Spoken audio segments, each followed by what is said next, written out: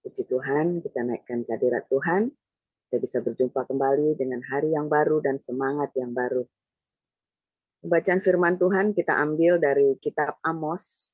Amos yang pertama ayat 1 sampai 16. Demikian firman Tuhan. Perkataan yang dinyatakan kepada Amos, salah seorang peternak domba dari Tekoa, tentang Israel pada zaman Usia, Raja Yehuda, dan dalam zaman Yerobeam, anak Yoas, Raja Israel, 2 tahun sebelum gempa bumi. Berkatalah ia, Tuhan mengaum dari Sion, dan dari Yerusalem ia memperdengarkan suaranya. Keringlah padang-padang penggembalaan, dan layulah puncak Gunung Karmel. Beginilah firman Tuhan. Karena 3 perbuatan jahat, Damsyik, bahkan 4, aku tidak akan menarik kembali keputusanku. Oleh karena mereka telah mengirik Gilead dengan eretan pengirik dari besi. Aku akan melepas api ke dalam istana Hazael, sehingga Puri Ben-Hadad dimakan habis. Aku akan mematahkan palang pintu Damsyik, dan akan melenyapkan penduduk dari Bilkeat, Awen, serta pemegang tongkat kerajaan dari Bet Eden, dan rakyat Aram harus pergi sebagai orang buangan ke Kir, firman Tuhan. Beginilah firman Tuhan. Karena 3 perbuatan jahat, Gaza, bahkan 4, aku tidak akan menarik kembali keputusanku. Oleh karena mereka telah mengangkut ke dalam pembuangan suatu bangsa seluruhnya untuk diserahkan kepada Edom. Aku akan melepas api ke dalam tembok Gaza, sehingga purinya dimakan habis. Aku akan melenyapkan penduduk dari Asdod dan pemegang tongkat kerajaan dari Askelon. Aku akan mengacungkan tanganku melawan Ekron, sehingga binasalah sisa-sisa orang Filistin, firman Tuhan Allah. Beginilah firman Tuhan. Karena 3 perbuatan jahat Tirus, bahkan 4, aku tidak akan menarik kembali keputusanku. Oleh karena mereka telah menyerahkan tertawan suatu bangsa seluruhnya kepada Edom dan tidak mengingat perjanjian persaudaraan. Aku akan melepas api ke dalam tembok Tirus, sehingga purinya dimakan habis. Beginilah firman Tuhan. Karena 3 perbuatan jahat Edom, bahkan 4, aku tidak akan menarik kembali keputusanku, oleh karena ia mengejar saudaranya dengan pedang dan mengekang belas kasihannya, memendamkan amarahnya untuk selamanya, dan menyimpan gemasnya untuk seterusnya. Aku akan melepas api ke dalam Teman, sehingga Puri Bozra dimakan habis. Beginilah firman Tuhan. Karena 3 perbuatan jahat Bani Amon, bahkan 4, aku tidak akan menarik kembali keputusanku. Oleh karena mereka membelah perut perempuan-perempuan hamil di Gilead dengan maksud meluaskan daerah mereka sendiri. Aku akan menyalakan api di dalam tembok Raba, sehingga purinya dimakan habis, diiringi sorak-sorai pada waktu pertempuran, diiringi angin badai pada waktu puting beliung. Dan raja mereka harus pergi sebagai orang buangan. Ia bersama-sama dengan pembesar-pembesarnya. Firman Tuhan. Demikian. Bu Rima. Ya, pembacaan kedua diambil dari Matius 3 ayat 1 sampai dengan 17. Pada waktu itu tampillah Yohanes Pembaptis di padang gurun Yudea dan memberitakan, "Bertobatlah, sebab kerajaan sorga sudah dekat." Sesungguhnya dialah yang dimaksudkan Nabi Yesaya ketika ia berkata, "Ada suara orang yang berseru-seru di padang gurun, persiapkanlah jalan untuk Tuhan, luruskanlah jalan baginya." Yohanes memakai jubah bulu unta dan ikat pinggang kulit, dan makanannya belalang dan madu hutan. Maka datanglah kepadanya penduduk Yerusalem. Maka datanglah kepadanya penduduk dari Yerusalem, dari seluruh Yudea, dan dari seluruh daerah sekitar Yordan. Lalu sambil mengaku dosanya mereka dibaptis oleh Yohanes di sungai Yordan. Tetapi waktu ia melihat banyak orang Farisi dan orang Saduki datang untuk dibaptis, berkatalah ia kepada mereka, "Hai kamu keturunan ular beludak, siapakah yang mengatakan kepada kamu bahwa kamu dapat melarikan diri dari murka yang akan datang? Jadi hasilkanlah buah yang sesuai dengan pertobatan. Dan janganlah mengira bahwa kamu dapat berkata dalam hatimu, Abraham adalah bapa kami.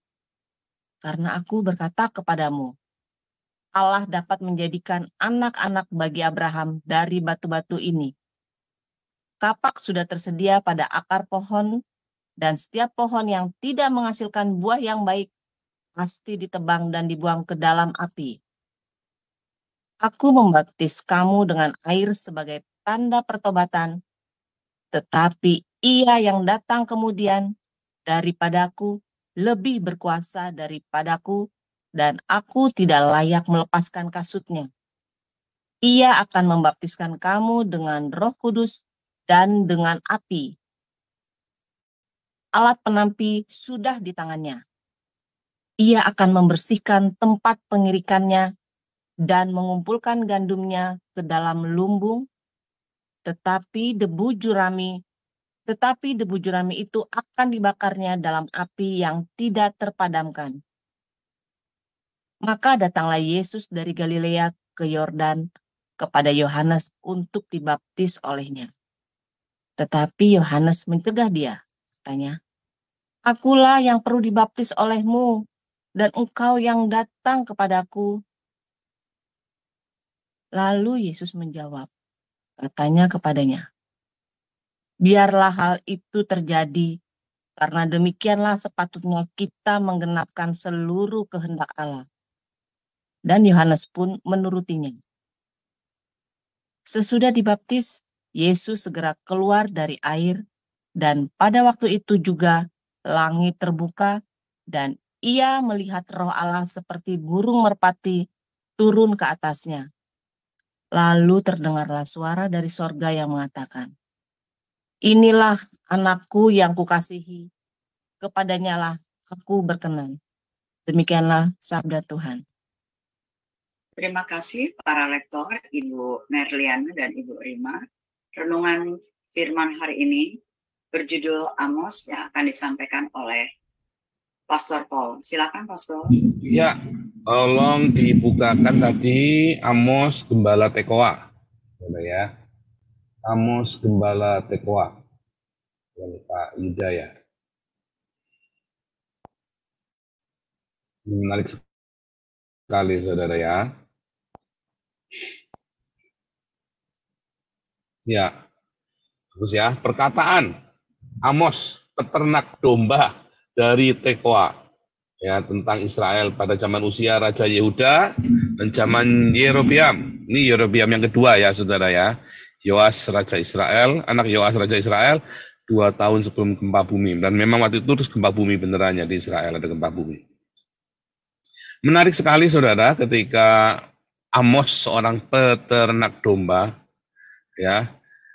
Namun seorang Amos ini ya adalah, nanti kalau Anda lihat ya, pengajarannya Amos ini, dia adalah seorang yang sangat kritis dengan economic justice, saudara ya, masalah ekonomi, keadilan ekonomi. Semua nabi-nabi di dalam Alkitab, ya, mereka percaya dengan economic justice, saudara. Ya, temanya selalu social justice, economic justice.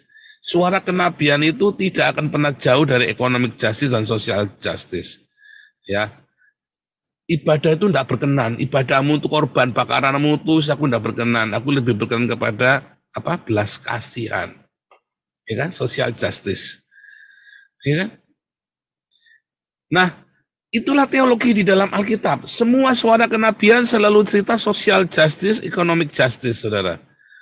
Jadi, walaupun di tengah-tengah kapitalisme, Alkitab mengenal kapitalisme, saudara ya. Tetapi kapitalisme adalah sebuah effort. Ya, artinya supaya kamu rajin. Barang siapa memiliki kepadanya ditambahkan. Tetapi di hasil akhirnya setelah kamu memiliki itu, maka Alkitab menghendaki ada economic justice dan social justice, saudara. Nah, itulah teologi para nabi di dalam Alkitab. Itu beneran, saudara ya. Ya, social justice dan Anda ingat-ingat ini, saudara ya. Wah, ini kalau Anda nggak ngerti, Alkitab itu benar-benar menyentuh seluruh segmen kehidupan ya, politik, sosial, ekonomi. Tapi Alkitab mengajarkan kepada kita bagaimana yang seharusnya. Bagaimana wisdom menjadi seorang politikus, seorang penguasa. Wisdom bikin Anda menjadi seorang bos, majikan, tuan, atasan. Wisdom bagaimana Anda menjadi seorang pekerja. Wisdom bagaimana Anda menjadi seorang suami, seorang istri, anak, orang tua, bagi rakyat. Luar biasa kalau Anda belajar kitab ini, Anda benar-benar, dulu saya tidak ngerti ya bagaimana wisdomnya ya. Itu kan hukum yang kuno sekali ya, saudara ya. Itu kan hukum yang kuno banget, tapi enggak, saudara, up to date, saudara ya. Anda kalau terapkan syariah Islam zaman sekarang, cebok pakai 3 batu, kamu rasain loh, saudara. Tapi kalau Anda terapkan wisdom di dalam Alkitab, Anda kan mengerti bahwa namanya sosial dan ekonomi justice itu selalu ada, saudara. Dan ada kapitalisme. Alkitab tidak mengingkari ada kapitalisme, tetapi kapitalisme hanyalah sebuah effort ketika kamu bekerja. Supaya kamu jangan malas, barang siapa tidak kerja jangan makan. Kapitalisme itu, saudara. Barang siapa nggak kerja, jangan makan. Barang siapa memiliki, barang tambahkan. Yang tidak memiliki, apa yang ada tersisa padanya akan diambil, saudara. Kamu bonggan, kamu tidak kerja, kere kamu, saudara. Ya kan? Karena kalau kamu tidak bekerja lalu kamu terus mengharapkan makan, maka kamu akan menjadi seorang pecundang dan perusuh. Karena kamu punya energi, tidak kamu gunakan. Akhirnya titiknya kamu celutak, saudara. Iya kan? Social justice di dalam Islam, kamu dikasih makan, nggak usah kerja, nggak usah protes. Pokoknya kamu makan aja, dikasih makan. Penguasanya tambah kaya raya, saudara. Kamu nganggur aja dikasih makan, saudara. Nganggur aja enggak apa-apa. Ya, itulah social justice di dalam Islam. Sehingga kalau Anda lihat di Arab itu banyak pengangguran, mereka pakai makan, saudara. Dikasih rumah semua makan. Karena orang nganggur, apa yang terjadi, saudara? Titiknya celutak, saudara. Ya kan? Orang nganggur, makanya saya bilang sama keponakan saya ya, kasihan papa, ini kan baru beli rumah, saudara ya. Kalau saya baru diberkati Tuhan dengan mujizat, itu ajaib sekali ya, keluarga kami mendapat mujizat yang luar biasa ya, sehingga kakak saya bisa beli rumah. Miskin, kakak saya itu termasuk pekerja yang pas-pasan, bukan miskin ya, pas-pasan. Matanya cacat, kena gula, baru sembuh dari TBC lagi, saudara ya. Baru sembuh dari TBC, kena gula, ya cacat, masih kerja, saudara. Lalu anaknya bilang, kasihan sama papa, biar papa bisa di rumah. Bilang, salah, papa harus tetap kerja, sekuatnya, nggak boleh nggak kerja. Oh, itu prinsip di dalam keluarga kami, saudara. Dari Alkitab, nggak kerja jangan makan. Sebab kalau nanti papamu nggak kerja, dalam hati saya, papamu nggak kerja, kamu punya pembantu di rumah, celutak nanti. Ngerjain pembantunya, kayak Muhammad, saudara. Oh serius, saudara ya? Serius. Suami-suamimu itu yang tidak kerja, suruh keluar dari rumah, saudara. 8 jam sehari, kamu jangan di rumah. Kalau perlu nge-grab. Wah, mas saya dikasih mobil malah ngerjain bini orang lagi nanti. Wah, repot lagi, saudara. Nah, itu suruh kerja. Hanya kerjanya bagaimana, sampai mana. Harus kerja, saudara. Kalian ini yang tidak kerja, bertobat. Kerja, harus kerja, saudara. Kamu tidak kerja, waduh. Kalau orang yang menganggur itu dosa, saudara ya. Karena kerja itu adalah sebuah ibadah. Kalau kamu kerja dengan asal-asalan juga dosa, saudara. Karena pekerjaan itu adalah sebuah pengabdianmu kepada Tuhan. Manusia itu ditakdirkan untuk bekerja, bukan untuk nganggur, bukan untuk menikmati kesenangan. Nggak boleh. Ketika Daud nganggur, selutak, saudara. Bini tetangga diintip, lagi orang mandi diintip. Langsung sinyalnya tegang begitu, gubrak-gubrak olahlah bebek. Ya kan, suaminya dibunuh, saudara, sama dia. Karena nganggur. Ya, manusia tidak diciptakan untuk menikmati nganggur, saudara. Bahkan sampai hari matinya kita harus kerja. Tentu disesuaikan. Ya, saya punya sahabat, ya godfathernya anak saya, saudara ya. Godfathernya anak saya ini sudah usia pensiun, 70 tahun, saudara. Tinggi besar, sterak, saudara. Ya, dia bantuin kami, ya, masang-masang. Saya nggak bisa nukang, ya. Saya lihat cara dia nukang, saya malu sekali, saudara. Karena kita di Indonesia kan bisa nyuruh orang bayar, kan, ngecat rumah aja saya bayar orang, apa ngecat sendiri, saudara. Di Indonesia kan kita nyuruh orang, kan, mau apa-apa nyuruh orang. Di sini kita kudu masang sendiri, masang laminat, masang kayu itu ya. Kan di bawah orang Belanda itu selalu pakai laminat kayu supaya jangan dingin. Saya nggak ngerti, nggak ada itu masang laminat. Ada rumah saya di Cinere pakai laminat, saudara. Tapi saya nggak tahu karena saya suruh orang. Nah, hari itu saya masang, saya ngeliat. Saya coba pasang sendiri, saudara. Memang capek, saudara, ya masangnya ya, karena kudu teliti. Nggak teliti lepas semua, saudara. Gergaji aja belok-belok, saudara. Ngebor aja tangan saya jentiknya kebor sendiri. Kacau sekali ya. Tangannya pada biru-biru. Saya bikin teras itu berhasil, saudara. Walaupun ya mungkin tidak sempurna, tetapi ya oke lah, saudara ya. Buat amatir seperti saya. Seumur-umur enggak pernah. Tetapi saya belajar dari orang tua, dari godfather ya. Namanya pit fathernya anak saya. Bagaimana dia sudah usia 70 tahun masih kerja. Udah pensiun, saudara. Rumahnya gede, saudara. Rumahnya gede, anak-anaknya tiga sudah sukses semua, saudara.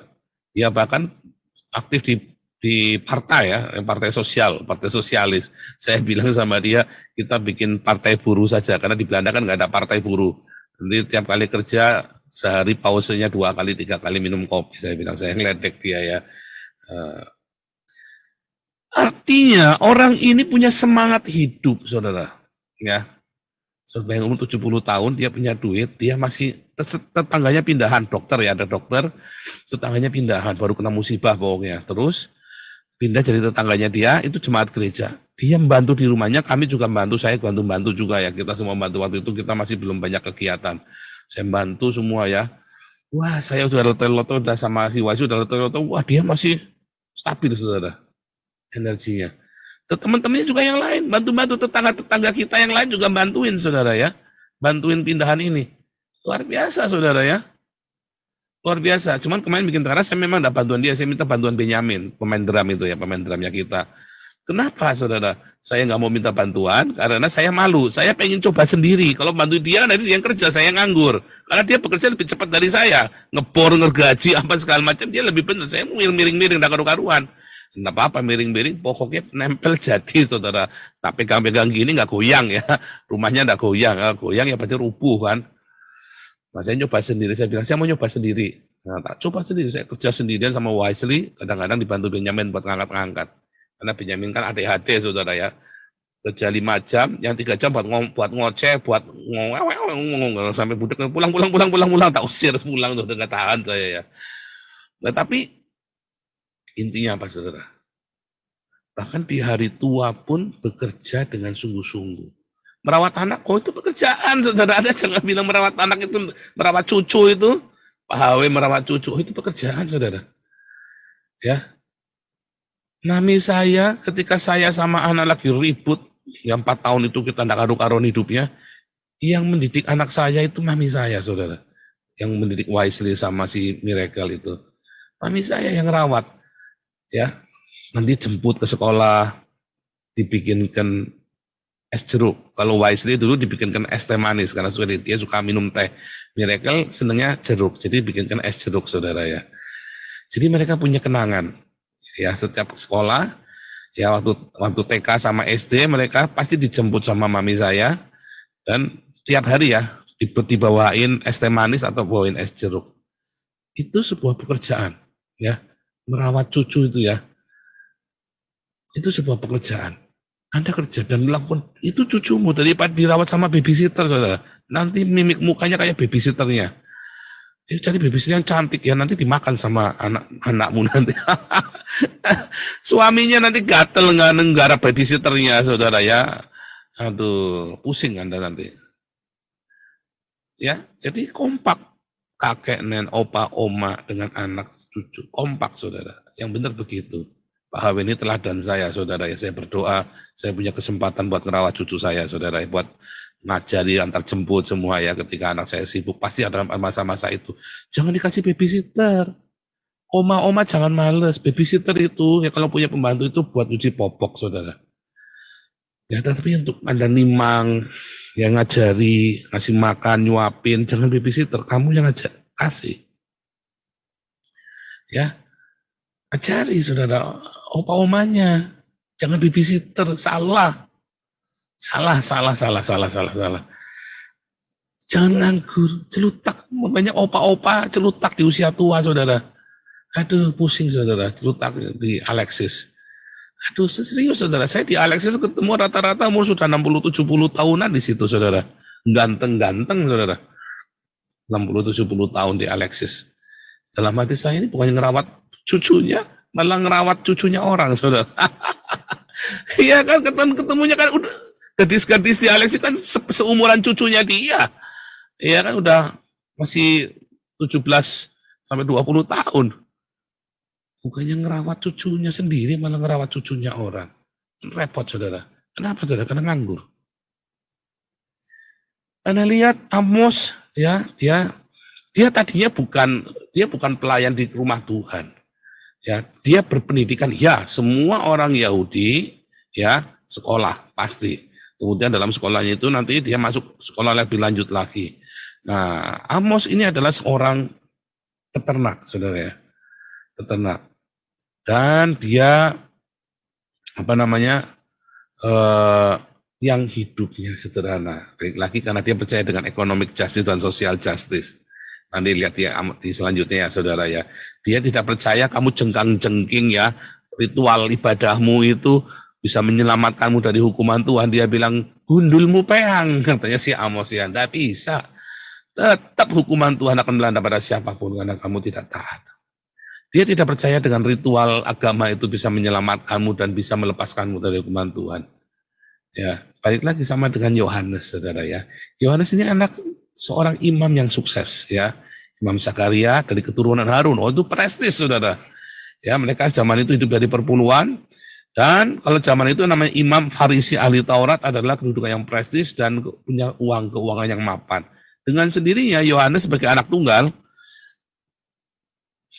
hidupnya berkecukupan, berkelimpahan. Tapi Yohanes memilih tinggal di padang gurun, memakai jubah bulu onta. Ya, makannya belalang. Belalang ya, belalang. Tadi kita udah cek belalang itu memang belalang, lokus. Ya, belalang sembah, belalang pelahap, belalang pindahan, itu maksudnya tadi ya. Tapi kalau belalang ini makan hasil bumimu, gara-gara anda bayar perpuluhan, nah sama Yohanes dimakan, saudara.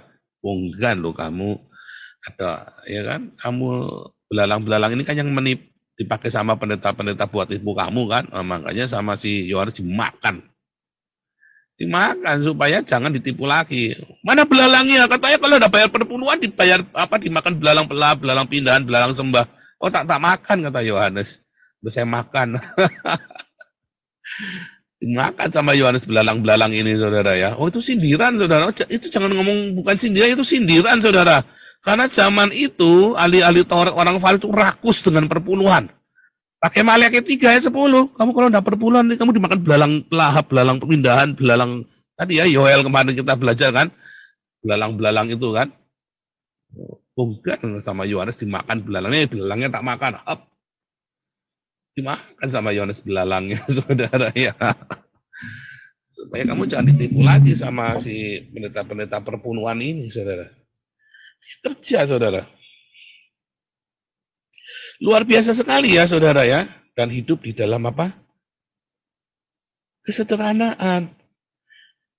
Jadi Anda, kalau gerejamu tidak mengajarkan economic justice, social justice, kamu udah tinggalin gereja itu. Sesat kamu nanti di situ. Habis kamu di situ, masuk neraka bareng-bareng. Ikut gereja apa menyembah Tuhan? Kata Amos tadi, gundulmu peang. Amos tidak percaya, saudara. Bahwa ritualmu, ibadahmu di gedung gereja itu, di bait Allah loh, zaman itu bait Allah. Bisa menyelamatkanmu. Gundulmu peang, katanya Amos. Tidak bisa, saudara. Social justice, economic justice, itu pengajaran para nabi dalam perjanjian lama dan para rasul, saudara. Social justice dan economic justice. Yesus juga mengajarkan hal yang sama. Ya, termasuk di dalamnya kapitalisme. Ya, karena ada bahaya kapitalisme. Ya, bukan kamu menghindari, kamu hadapi. Karena siapa tidak kerja jangan makan. Karena bekerja adalah sebuah ibadah. Hamba-hamba Tuhan, ya, YouTubers, ya, yang cuma ngandelin donasi, jangan dikasih donasi, saudara. Jangan, kalau dia tidak kerja, jangan kamu kirim. Ya, kamu duitmu buat apa? Dia cuma jadi YouTube buat maki-maki orang, ya kan? Lalu sumpah serapah, maki-maki YouTubers lain, fitnah YouTubers lain. Jangan, saudara. Hati-hati, saudara ya, kamu sedang ditipu. Nanti rumah anak tenang jadi anak terong. Jadi anak singkong lagi. Jadi, ya kan? Ini jadi Alexis lagi nanti. Wah, repot, saudara. Jangan. Biarkan bekerja. Ya, biarkan bekerja. Hamba Tuhan bekerja, enggak apa-apa. Walaupun, ya, kalau bekerja, di bidangnya apa? Mengembalakan, ya, mengembalakan dengan sungguh-sungguh merawat. Ya, banyak orang menghina saya, ya, katanya sepanjang hari nge-YouTube. Oh, dulu. Ya, karena memang nggak boleh keluar. Nggak boleh keluar, mau kemana lagi kalau nge-YouTube, saudara? Orang bertanya, kenapa kerjanya Paul apa? Ya, nggak bisa kerja apa-apa, nggak boleh keluar. Dan zaman itu saya nggak boleh kerja. Sekarang ya saya boleh kerja, saya keluar, saya ngajar. Saya ngajar, baik di Zoom maupun di, ya kan, setiap hari. Kita ada 1, 2, 3, 4, 5, 6, 7, 8 kelas. Saya ada 8 kelas, saudara ya. Malah 9 ya, malah 9 kelas. Tambah HPC itu kan.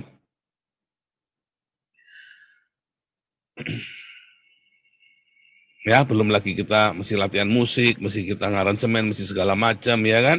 Belum lagi saya memuridkan orang-orang yang ada di Eropa ini, yang ada di Belanda.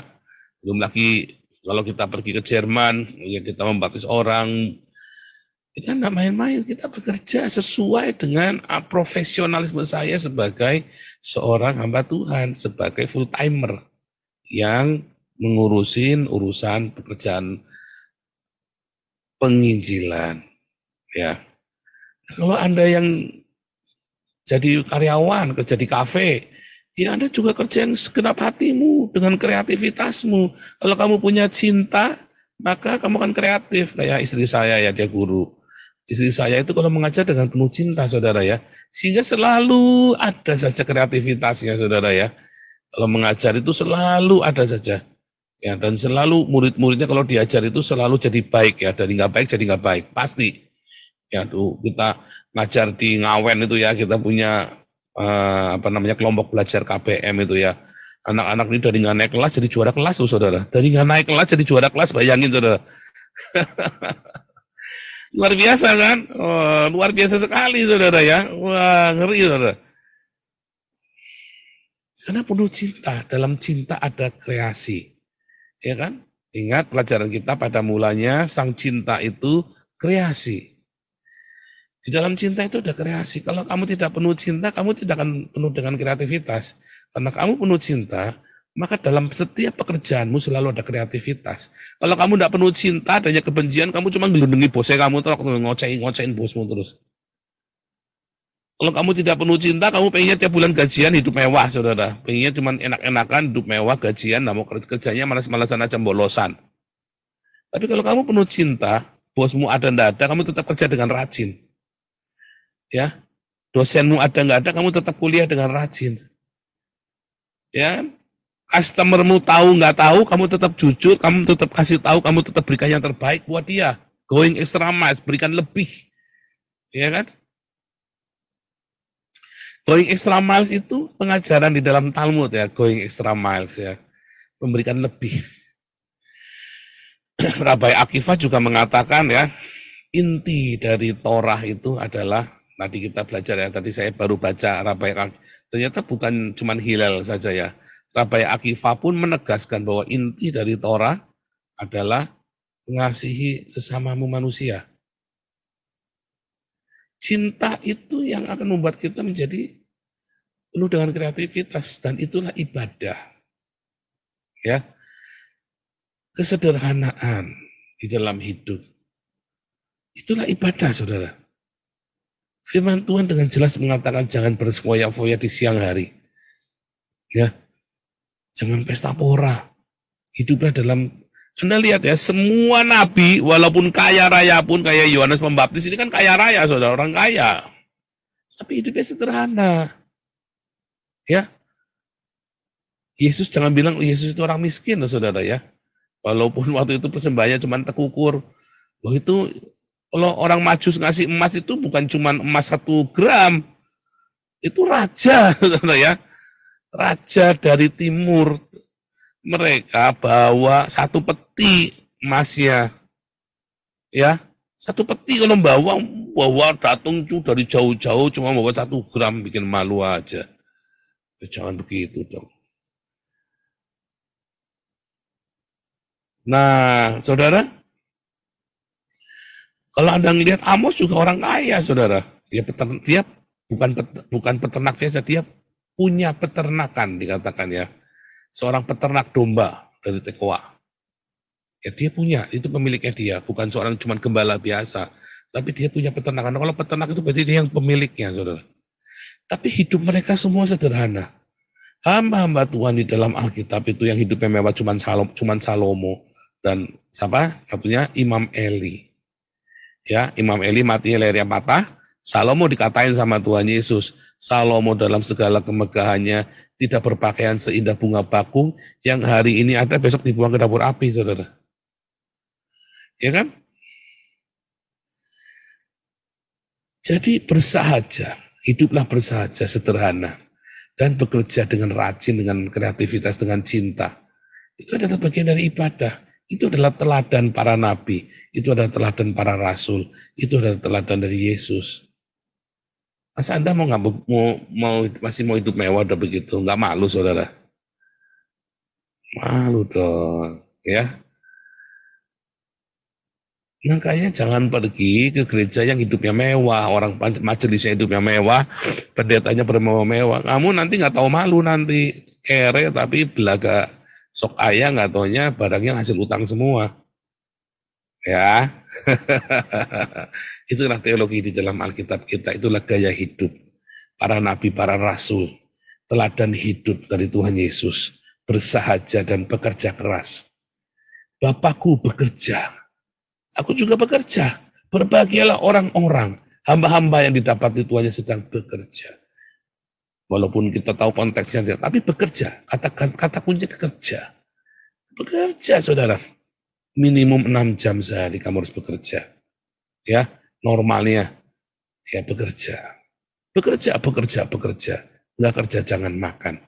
Bahkan kalau kita sudah pensiun pun tetaplah bekerja, berkreasi, melakukan sesuatu.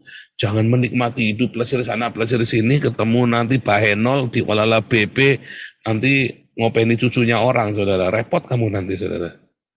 Ya, ini kayak Daud, ini ngopeni cucunya orang, ribet, dibunuh nanti suami. Aduh, kenapa nganggur, celutak titiknya, saudara. Ya kan? Bukan cuma laki-laki, perempuan juga sama. Ya. Bekerja, rawat cucumu, jangan cucunya orang dirawat, cucumu sendiri dirawat yang benar, diopeni. Ya, Tuhan Yesus memberkati. Haleluya.